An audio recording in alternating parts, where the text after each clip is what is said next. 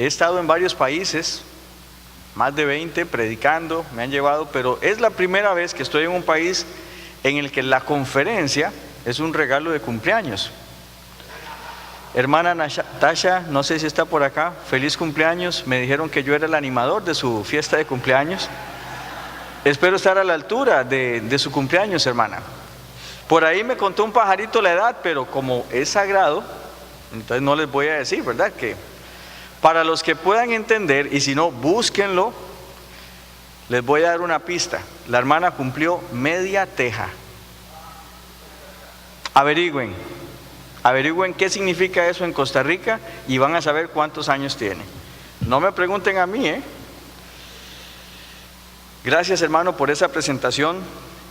Doy gracias a Dios inmensamente por la oportunidad que su gracia nos concedió a mi familia y a mí de venir por originalmente 3 años, pero nos quedamos 4 y medio en vista de la cosecha tan abundante que el Señor nos permitió y que hasta el presente continúa. No fue que se detuvo. Nosotros salimos de aquí de República Dominicana, mañana se va a cumplir 1 año de que volvimos a Costa Rica y estoy tremendamente orgulloso en el Señor de que los muchachos, yo le digo así porque aunque son pastores y eso, para mí siguen siendo los muchachos. El pastor Antonio Rincón para mí es nono. El pastor Joander Frías para mí es Eloís. O sea, son mis muchachos. Ellos cada uno pastorea una iglesia y al menos están abriendo una más con los discípulos que ellos también están formando, sabiendo que algunos de esos discípulos, de acuerdo a los dones espirituales y de acuerdo a el llamado que Dios les haga, van a ser los que siguen en el pastorado en esas iglesias. Y es maravilloso lo que Dios hizo. Originalmente nos pidieron, SCORE International, la misión con la que trabajo, venir a República Dominicana e iniciar una iglesia que fuera como un modelo para que se hicieran. Tener 3 hombres que estuvieran preparados para el pastorado. Abrir un discipulado, un lugar de enseñanza bíblica que por lo menos pudiera tener unos 25 a 50 alumnos. Quiero contarles cómo fue. El primer año le pedimos al Señor 20 personas para enseñarle la palabra de Dios, nos concedió 50. El segundo año le dijimos, Señor, danos 75, nos concedió 100. El tercer año le dijimos, Señor, ¿qué te parece 125? Fueron 275. Para el cuarto año ya me sentí fuerte, ¿no? Y le dije, Señor, te sorprendo, concédenos 300. 435 alumnos que hasta el día de hoy se siguen preparando. Y el sistema es muy fácil y lo vamos a ver, eso sí, el lunes, ya en detalle. Yo tenía 7 muchachos, cada uno de esos 7 muchachos tenía 3, cada uno de esos 3 a otros 3, cada uno de esos 3 a otros 3, así hasta que estaban los 435 abrazados. ¿Sí? Yo supervisaba el movimiento, pero yo estaba enfocado en mis 7, y esos 7 en sus 3, y esos 3 en los otros 3. Y así era como podíamos atender la necesidad personal, porque el discipulado es personal, pero también podíamos cumplir la gran comisión. Y eso es lo que quiero que veamos en esta noche. Y le he puesto como título, Descifrando el código secreto del discipulado, porque pareciera, hermanos, que muchas veces nosotros estamos hablando de discipulado como si fuera un código secreto de la Biblia, como que es indescifrable. Entonces, vamos a suponer por un momento que sí, que es un código secreto. Hoy, hermano, mi meta es que usted, no con sencillez, porque el tema no es sencillo en ese sentido, pero sí que usted se vaya entendiendo qué es el discipulado y quiénes tienen que estar involucrados en el discipulado. Si yo logro esas 2 metas, hermanos, estoy satisfecho en esta noche. Pero ¿les parece si primero vamos al trono de la gracia? Hermanos, y algo antes de orar. La Escritura solamente se entiende por iluminación del Espíritu Santo. No somos nosotros cuando decimos, ay, mira qué fácil es esto. No fue nuestra humana sabiduría, es el ministerio del Espíritu Santo. ¿Sí? Y ahí es cuando nosotros podemos decirle: Señor, ilumíname, ilumíname, o sea, tráeme luz. Lámpara es a mis pies tu palabra y lumbrera mi camino. Dijo el salmista. Pues vamos a orar para que la Biblia y el Espíritu Santo hagan el efecto que necesitan hacer en nosotros. ¿Me acompañan en oración? Padre Celestial, te damos gracias en esta hora por tu amor. Te alabamos, Señor, por la posibilidad que nos diste de ser tus hijos, porque fuimos llamados por el puro designio de tu voluntad a formar parte de tu familia. Y aunque éramos pecadores, Cristo murió por nosotros. Te rogamos, mi buen Dios, para que tu Santo Espíritu, al que dejaste no solo como las arras de nuestra redención, sino también para que ilumine en nuestra mente, Señor, que sea Él el que nos enseñe en esta hora y que imprima en nuestro corazón el deseo, el fervor, Señor, de involucrarnos en el discipulado. Ayúdanos, Padre Santo, a descifrar este código que pareciera ser indescifrable, Señor, del discipulado. Te lo rogamos en el nombre de Cristo Jesús. Amén. Entonces, hermanos, en la noche de hoy vamos a tratar de descifrar este código. Mañana por la noche vamos a tratar de ver si el discipulado fue un modelo que se inició en Jesucristo o si tiene algún otro inicio. ¿Y cuáles serían entonces también los beneficios del discipulado? Pero vamos entonces, y para entrar ya en materia, por favor, si abren su Biblia en Mateo capítulo 28 y versículos 18 al 20. Mateo 28, versículos 18 al 20. Imagino, si esta es una iglesia fundamental, que este pasaje se abre por lo menos 500 veces al año aquí. ¿Sí? Porque es un pasaje al que muchos predicadores van. Pero aquí vamos a tener los elementos que nos van a permitir descifrar ese código del discipulado. Dice así la palabra del Señor: y Jesús se acercó y les habló diciendo: toda potestad me es dada en el cielo y en la tierra. Por tanto, id y haced discípulos a todas las naciones, bautizándolos en el nombre del Padre y del Hijo y del Espíritu Santo, enseñándoles que guarden todas las cosas que os he mandado, y he aquí, yo estoy con vosotros todos los días, hasta el fin del mundo. Amén. Tenemos aquí entonces, hermanos, lo que algunas personas en la antigüedad le llamaron la Gran Comisión. Y es llamada la Gran Comisión porque es una carga que el Señor va a poner en la naciente iglesia, pero que tiene que distinguir al pueblo de Dios. Y por medio de la obediencia a este llamado de Dios, a esta comisión que el Señor encarga, es que nosotros tenemos que conducirnos en nuestra vida. Pero algunas cosas no han sido leídas apropiadamente y necesitamos hoy poner el sentido correcto. He sido crítico en mis 20 y algo de años en la fe y 27 años ya casi en el ministerio, acerca de hermanos que creen, cuando leen esto rápidamente, sin prestarle atención, ellos dicen: hermano, pero es que yo he ido, yo fui y participé en un evento, yo fui, y creen que el mandato del Señor es a ir. Si usted está en ese grupo, le tengo una mala noticia: usted está equivocado de lo que es la voluntad de Dios. Este pasaje debería leerse de la siguiente manera, porque fue escrito de esta manera: Jesús se acercó y les habló diciendo: toda potestad me es dada en el cielo y en la tierra, por tanto, haced discípulos, yendo a las naciones. Y lo primero que necesitamos entender para descifrar este código es que el mandato es el hacer discípulos, no el ir. Hacemos discípulos ¿cómo? Saliendo de mi zona de confort, yendo a las naciones, yendo a alcanzar al perdido.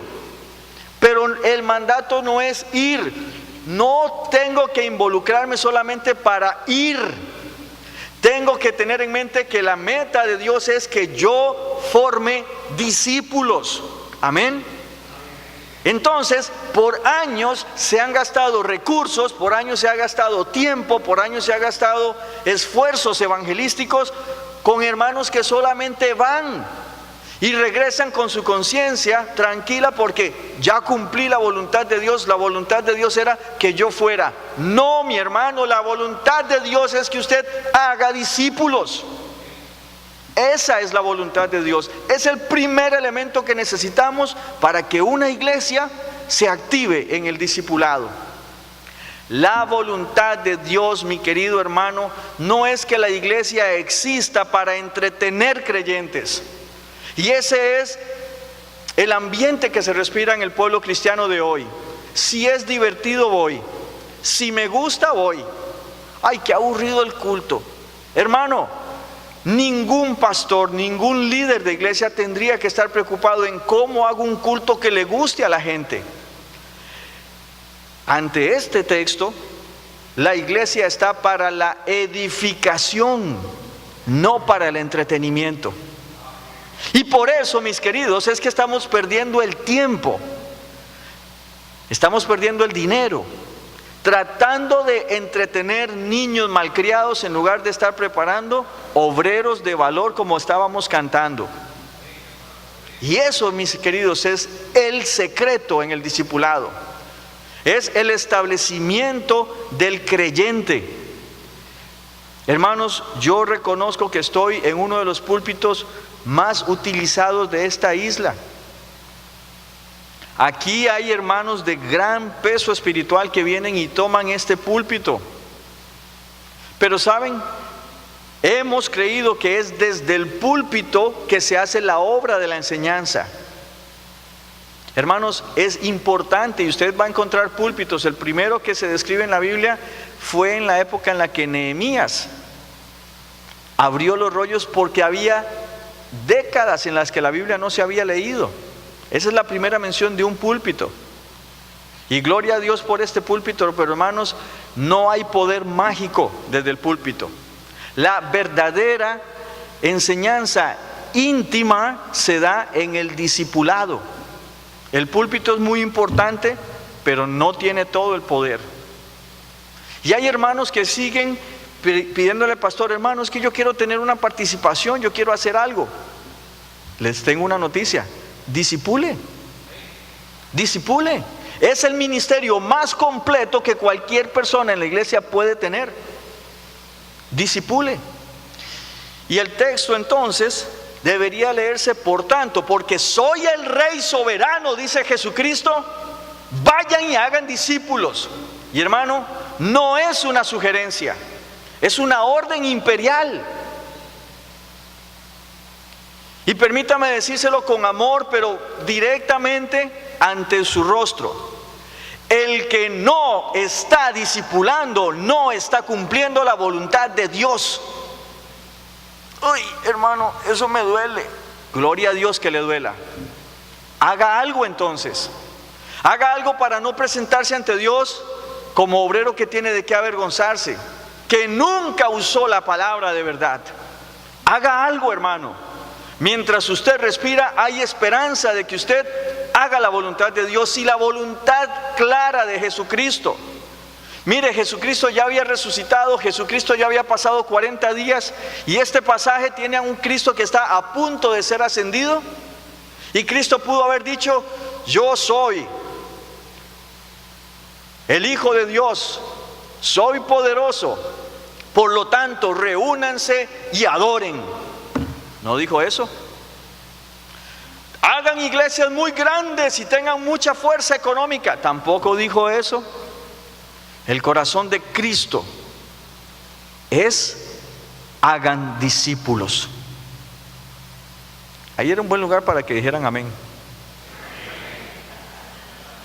Hagan discípulos. Pero escuche, la parte divina está en que Cristo va a estar con nosotros. Y de paso nos había prometido el Consolador para que esté con nosotros.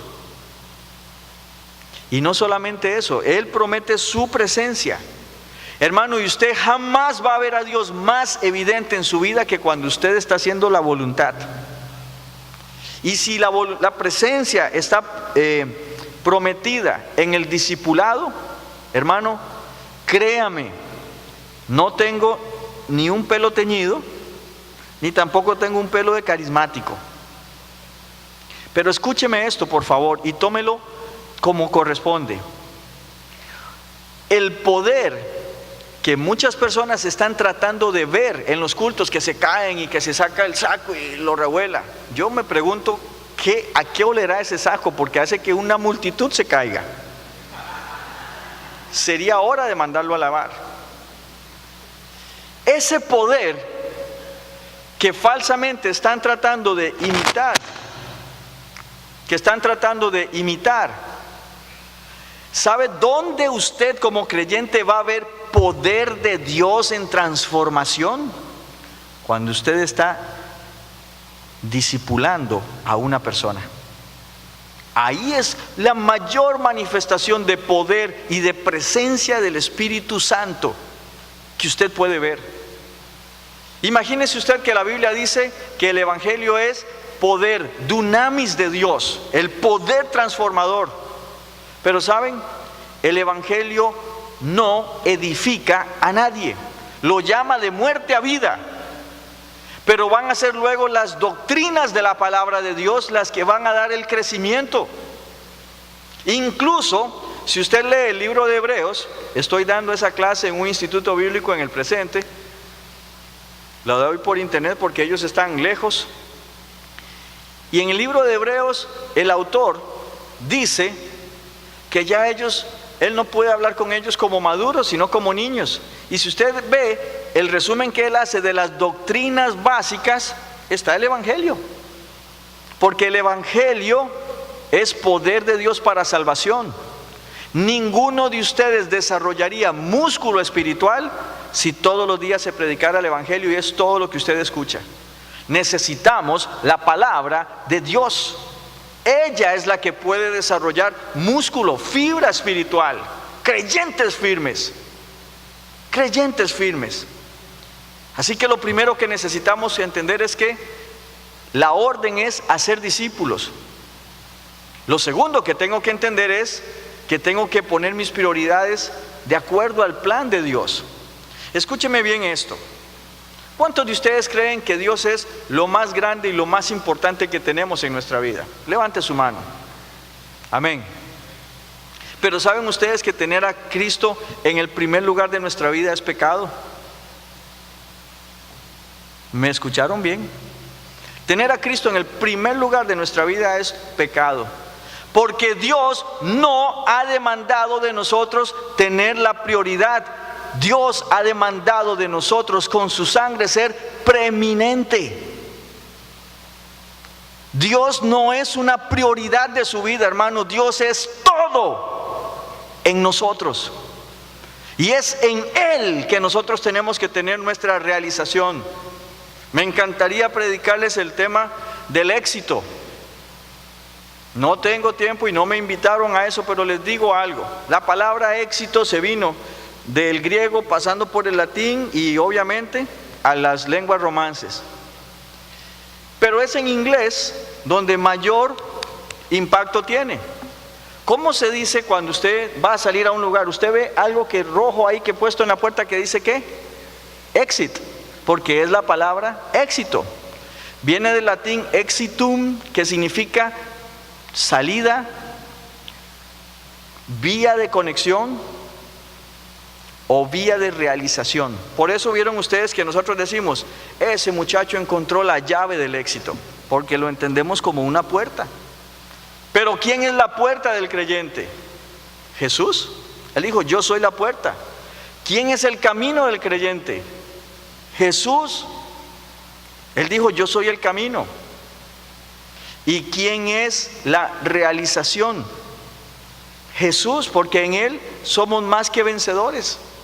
Hermano, el creyente le ha comprado al diablo la idea que entre más títulos o más dinero o más propiedades tenga es más exitoso. El éxito verdadero, hermanos, está en la comunión con Dios. Ahí está el éxito. Y tenemos que entender que el éxito del creyente está en la obediencia a la palabra de Dios. Porque en la obediencia hay refugio. Usted nunca va a ser más poderoso que cuando obedece a la inerrante palabra de Dios. El creyente, no importa cuál es su estado social, no importa cuál es su capacidad, cuando el creyente obedece la palabra de Dios, hermano, hasta las puertas del Hades retroceden. Porque es la promesa del Señor que ante la iglesia las puertas del Hades no prevalecerán. El creyente que obedece y se mantiene firme hace que Satanás retroceda. Y no andamos ahí buscándolo para echarlo. Qué ignorancia de la escritura, ¿no? En todos los cultos lo atan a Satanás. Y resulta que no está atado hasta que venga un ángel en uno de los juicios, lo tome y lo ponga prisionero. Ignorancia. Ignorancia. Hermano, y para que usted haga discípulos, dice que tiene que ordenar sus prioridades, hermano. Usted tiene que hacer tiempo. Un creyente que dice, hermano, pero es que mira, perdón que estoy tratando de hablar como dominicano, estoy tratando de que vuelva a mí esos casi 5 años de bendición. Pero es que estoy muy ocupado, chico. No, estoy sonando como Tres Patines. Bueno, sigo en mi acento tico. Hermano, lo que pasa es que estoy muy ocupado. Usted no sabe cuántas responsabilidades tengo. Le puedo meter mi mano en el corazón y decirle, hermano, usted lo que tiene es un desorden espiritual. Porque si su obediencia a Dios no es lo que lo dirige, entonces usted tiene mal puestas sus prioridades. Si usted no puede tener tiempo para discipular al menos a una persona, hermano, usted tiene un desorden espiritual. Porque la orden de mi rey es prioritaria. Amén. Entonces, para ir necesito ordenar cosas. Yo tenía que salir de Costa Rica para venir a República Dominicana. Estaba dando clases, entonces me adelanté porque no sabía si iba a estar en un lugar con internet para seguir dando las clases. Entonces adelanté y dejé el dinero para que mi familia, fui al supermercado, les compré comida. Ordené todo de tal manera que yo pudiera salir livianito. Y vengo y voy a disfrutar. De hecho, ya me están haciendo disfrutar mucho la hospitalidad manguseña, yuquita mocana, costillas no sé de dónde. Yo creo que ustedes me van a matar en Navidad a mí, ¿verdad? Por eso me están preparando. Hermanos, hay que prepararnos para poder ir, para poder buscar a esa persona. Miren esto, yo regresé a Costa Rica, ¿sí? Después de años aquí. Y yo dije, Señor, dame alguna oportunidad. Porque nosotros creemos que las oportunidades solo se dan en campañas evangelísticas o cuando la iglesia tiene una actividad. No, hermano, el Señor lo llamó a que usted penetre la sociedad. Estamos en el mundo, aunque no somos del mundo, para alcanzar al mundo. Fui a comprar una silla porque se me había roto la silla que había dejado en mi casa en Costa Rica. Y en el lugar donde estamos, veo que tienen una imagen y que tenían unas oraciones. Y me acordé de Pablo cuando va a Grecia y le digo, en todo veo que ustedes son muy religiosos, ¿verdad? Pero ustedes conocen a Dios. Bueno, ahí tratamos. ¿Les gustaría que les presente al Dios de los cielos que vino y se hizo hombre? Claro. Pedimos permiso y empezamos reuniones antes de que entraran a trabajar y les empecé a predicar el evangelio. 4 recibieron al Señor. 3 de esos ya asisten a una iglesia. Creo que hasta incluso se han bautizado.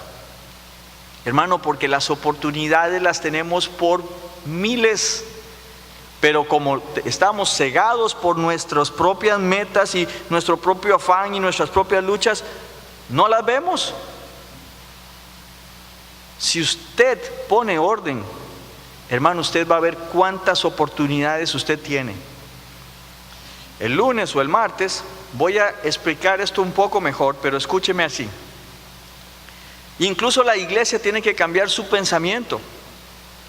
Soy misionero ya de 24 años a tiempo completo, 27 años entre tiempo completo y medio tiempo.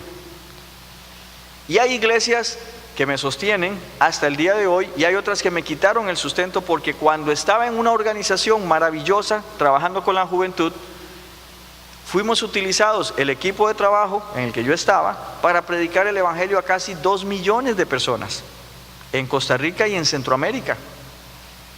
Hermano, les digo, hay que salir y moverse para predicar eso. Y claro, hermano, sustento, porque están predicando el evangelio, tantos vienen a Cristo.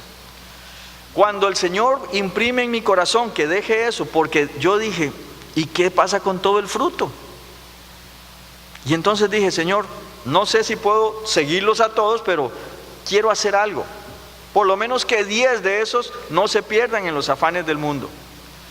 Entonces renuncié para trabajar en fundación de iglesias, que mañana les cuento un poquito más la visión que tengo con respecto a eso, pero empezamos a trabajar con mi esposa en fundación de iglesias, y entonces, hermanos, empezaron a cortarnos el sustento, porque ya nuestras cartas de reporte no llevaban miles alcanzados, sino, mire, estamos siguiendo a tal, estamos siguiendo al otro.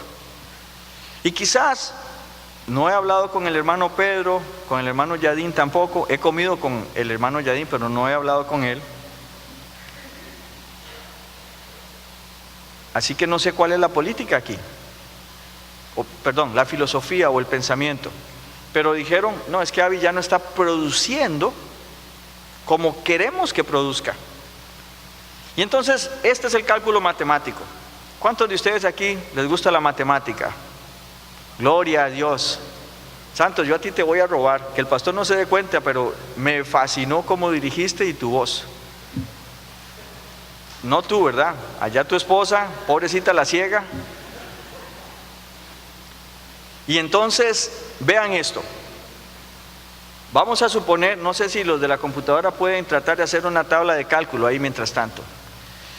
Un evangelista que predique a 1000 personas por año, sería una persona que está en movimiento, ¿verdad? Sería alguien que yo personalmente me gustaría ayudar. Pero ¿qué pasa con un hermano que discipule a 3? No es mucho. El segundo año, el evangelista vuelve a predicarle a 1000, y el hermano ya preparó a 3, y cada uno de esos 3, a 3 más. Estamos hablando matemática divina. Y ahí vamos a tener entonces 9. En el tercer año, el evangelista sigue, porque es un hermano constante en la fe y predica a 1000 más. Ya él lleva 3000. Pero este hermano ya había discipulado a 3, que discipularon a 3, y cada uno de esos va a discipular a 3. Y ahí tenemos 27. Cuando se dé el 10º año, hermanos, es fácil. 10 por 1000, hermanos santos, ¿cuánto da?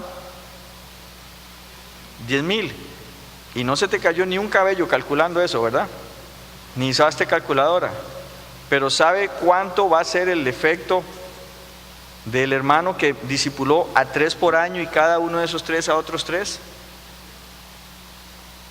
51,759 contra 10,000. La visión de la iglesia no puede ser a corto plazo. La visión de la iglesia tiene que ser con la bendición de Dios. Si Dios dijo discipulado, su bendición está en ese proyecto. Amén. Necesitamos entender que la orden es hacer discípulos. Necesitamos entender que la presencia de Dios está en hacer discípulos. Necesitamos entender los tiempos. Sí, los tiempos. Marcos nos dice a nosotros ir por el mundo y predicar el evangelio. Ese es el primer tiempo. No se puede discipular inconversos. No se puede. Están muertos. Para los inconversos, el mensaje de salvación tiene que seguir permanente. hasta que el poder de Dios obre en salvación. ¿Sí? Pero luego que esa persona ha conocido a Cristo, viene el segundo paso, que es la afirmación de esa persona. Y lo tenemos ahí. ¿Cómo? En el bautismo. Hermanos, tampoco conozco cómo es aquí, pero hay iglesias que si los hermanos no pasan 5 años viniendo y demostrando su fidelidad, no se les bautiza, porque es algo muy serio. Claro que sí, hermanos, es tan serio que Felipe le compartió el evangelio al eunuco, y cuando el eunuco dijo: muchacho, ahí hay agua, ¿crees? Sí, vamos. Claro, por supuesto, del libro de los Hechos no podemos sacar doctrina para la iglesia, pero sí podemos ver la sencillez que tenemos que mantener. Tengo un caso, hermanos, que hasta el día de hoy, será porque no puedo hablar muy buen creol, una hermana que dice: pastor, tengo 20 años en la iglesia, desde hace 19 me quiero bautizar. ¿Y por qué no se ha bautizado? Porque yo vivo en unión libre y el pastor no me quiere bautizar porque estoy en unión libre. ¿Y por qué está en unión libre y no se casa? Porque el pastor me dice que no me puedo casar porque no me he bautizado.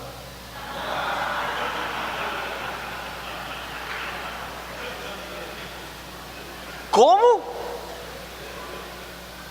Entonces voy porque puede ser que la hermanita no haya entendido bien, ¿verdad? Porque pasa así, muchas veces uno dice agua y la hermana dice: el pastor está hablando de oxígeno.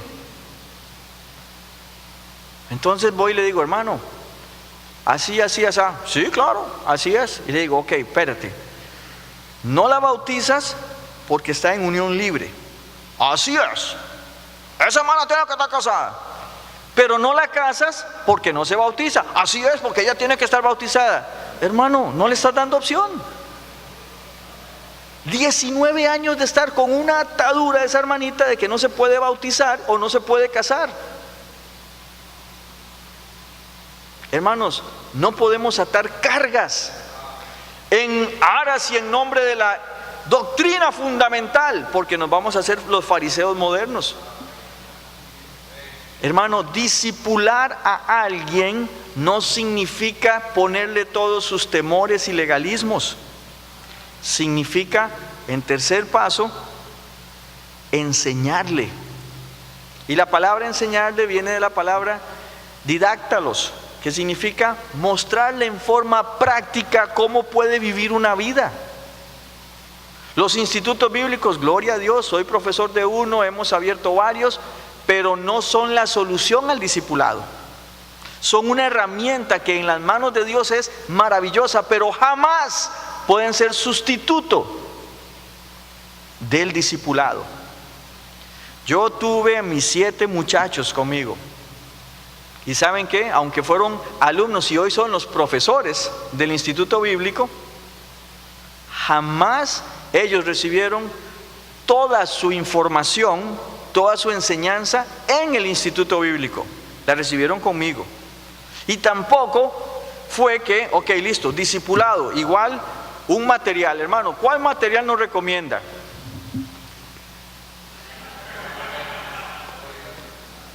La Biblia. Sí, hermano, sí, pero es que necesitamos porque MacArthur hizo esto y el otro hizo lo otro y aquí y allá. Gloria a Dios por esos hermanos. He recibido mucha edificación de parte de ellos. Pero hermano, la Biblia no tiene sustituto. Y no es que, ok, hermano, mire, vamos a la clase de discipulado, lección 1. Sí, mira, tenés que estar seguro de tu fe. ¿Tú estás seguro de tu fe? Ah, bueno, qué bueno. Y cumplo y listo.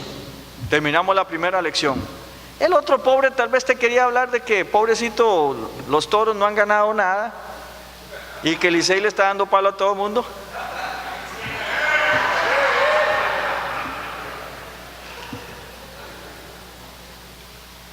Porque en ese momento es un bebé espiritual que necesita establecer una relación con usted. Ah, no, pero el hermano Avisadul vino desde Costa Rica y me dijo que tengo que discipularlo y yo voy a completar este material. Olvídese de esos materiales así. son herramientas, hermano, pero no son lo único. ¿Sabe las veces que yo quería darles a los muchachos una lección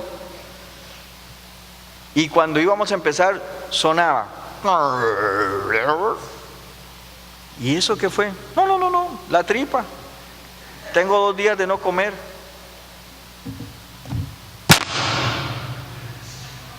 Perdón. A ponerle el plato, come algo. Y sabes, Dios, su nombre es el Dios que provee, y hablarles acerca del Dios que provee, y no era la lección que teníamos, pero les quedó una enseñanza de vida que hasta el día de hoy los acompaña y la tienen atesorada en su corazón. Hay que ser sensible. Yo soy padre de varios hijos, bueno, de 2 hijos, Joel y Sofía, totalmente diferentes en sus necesidades.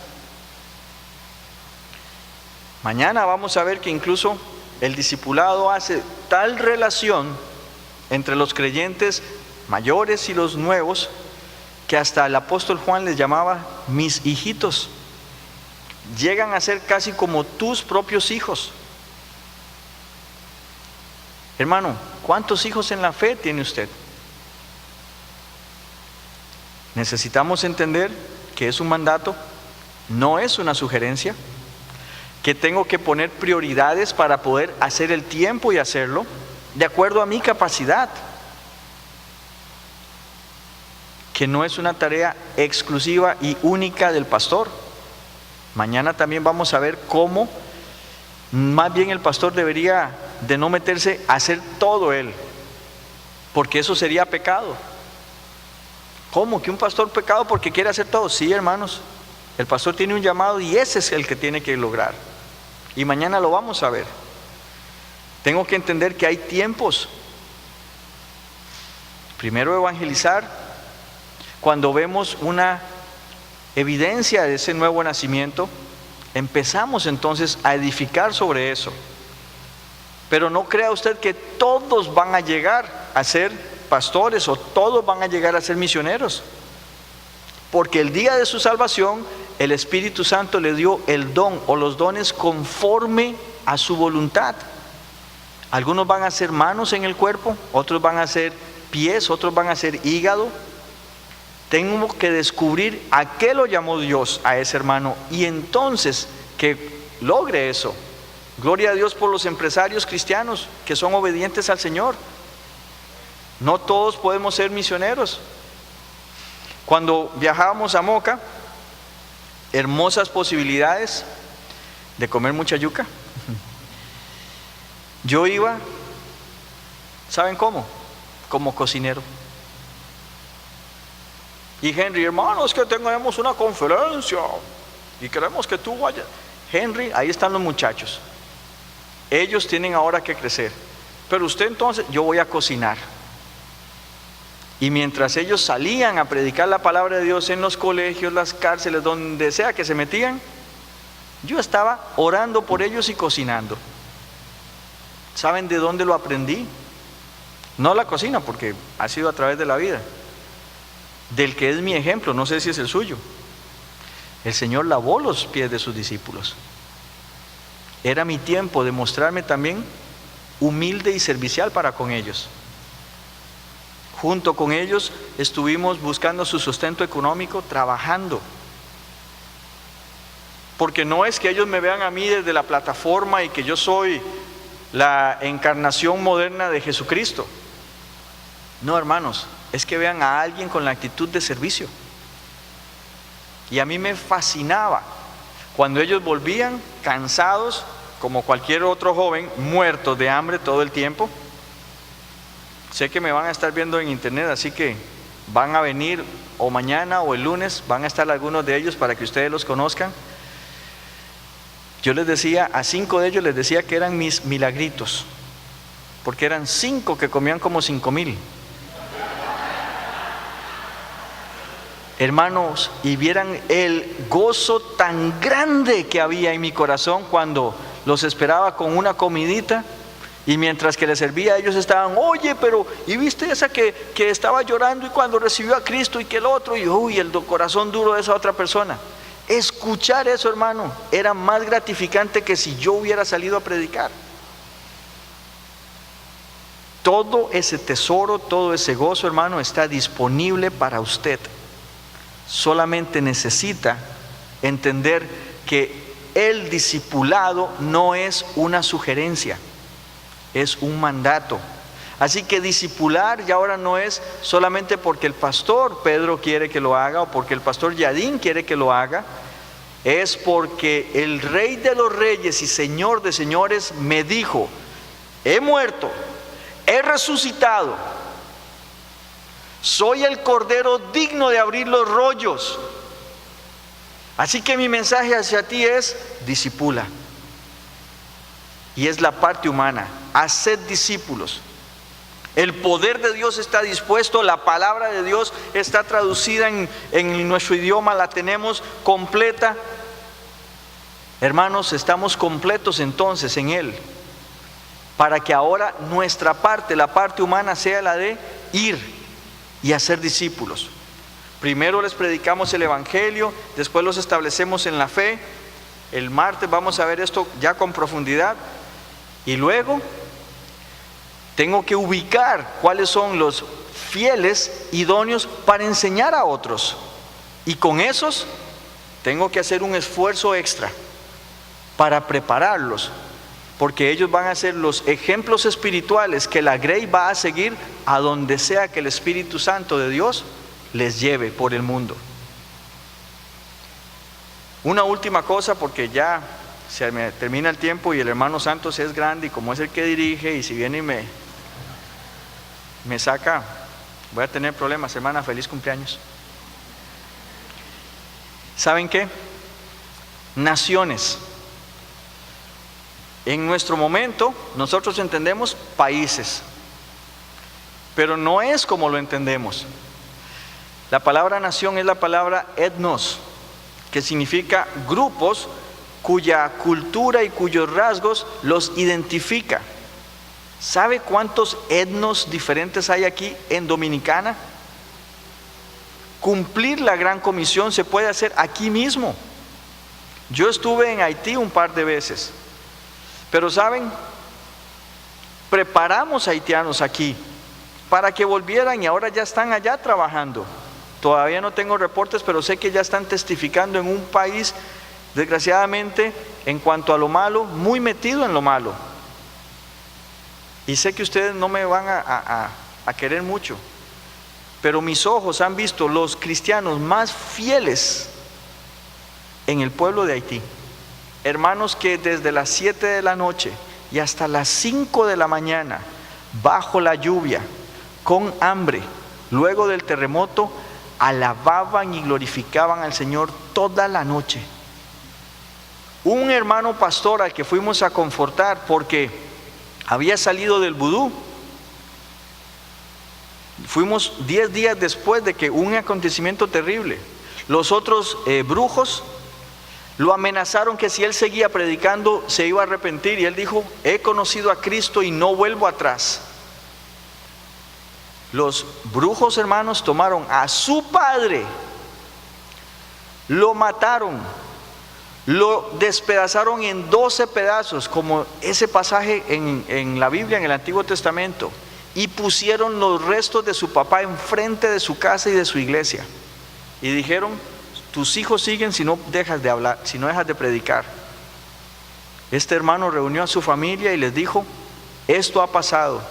Y sus hijos dijeron: papá, para mí el vivir es Cristo y el morir es ganancia. Por mí no te preocupes, tú predica que si me voy al cielo. Hermanos, la iglesia de ese hermanito pasó de 25 a 2000.